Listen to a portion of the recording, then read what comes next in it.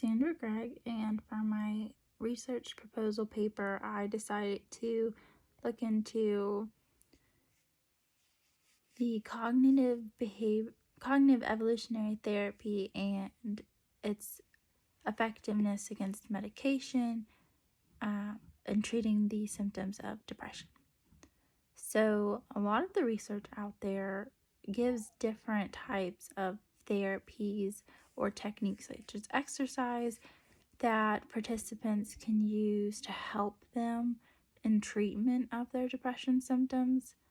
And so when I had looked at the research, one particular author, Giason et al. 2020, really wanted to see if this new therapy, the cognitive evolutionary therapy, could be as effective as the most popular treatment, which is cognitive behavioral therapy. So he did his study and found that it is as effective, so it can be used in lieu of cognitive behavioral therapy for the treatment of depressive symptoms. Other researchers out there have looked into whether or not anxiety can also be a factor that contributes to why people might not be lessening their depression symptoms. And so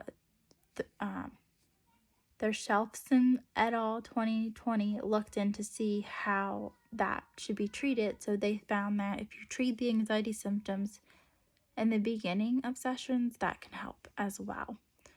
Other people have also looked into different techniques or treatment styles such as exercise. So Halgren et al. 2016 wanted to see if internet-based cognitive therapy, so a different version of cognitive behavioral therapy, could be as effective as cognitive behavioral therapy with exercise.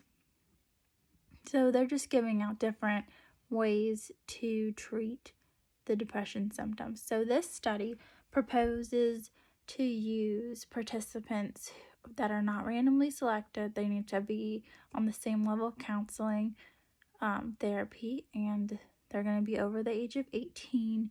They're going to be clinically diagnosed with mental in the Diagnostic and Statistic Manual of having depression, and they will either be getting cognitive behavioral therapy or medication as a treatment in order to get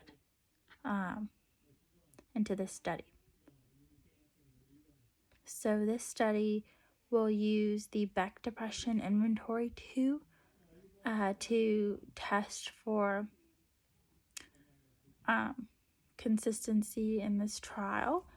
And Doaz, Dobson, and Ongberg found in 1998 that this is a reliable test with a alpha coefficient of 0.91. The procedures of this study will be a single case design measure to test for the efficiency of cognitive evolutionary therapy as an alternative to medication at treating the symptoms of depression. The type of data that will be collected will be ordinal, and there will be a t-test done. So those are the main proponents of my proposal.